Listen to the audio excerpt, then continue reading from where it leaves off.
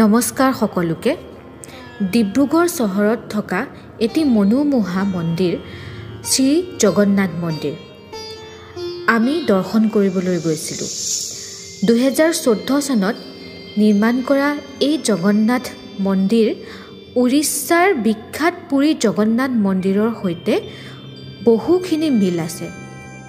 70,000 বৰ্গফুটতকৈও অধিক এলেকাত বিস্তৃত হৈ থকা এই মন্দিৰটো সমগ্ৰ বিশ্বতে দ্বিতীয় বৃহত্তম জগন্নাথ মন্দিৰ হিচাপে পৰিচিত।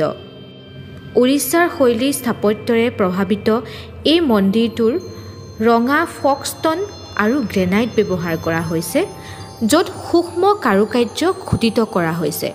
আপোনালোকে এই মন্দিৰটো দৰ্শন কৰিবলৈ গ'লে দেখিব 7টা মুখ্য মন্দিৰ আৰু এটা বিশাল যজ্ঞকুণ্ড। আৰু এয়া দৰ্শনাৰ্থীৰ বাবে এক নথৈ দৰ্শনীয় আৰু আধ্যাত্মিক স্থাপত্যৰ স্থান হয়। আপোনালোকে বাৰু ডিব্ৰুগড়ত থকা জগন্নাথ মন্দিৰ গৈছেনে? আৰু এই জগন্নাথ মন্দিৰ মহিমা অনুভৱ কৰিছেনে? কোনে কোনে গৈছে কমেণ্ট ছেকশ্যনত আপোনালোকে জনাব। ধন্যবাদ।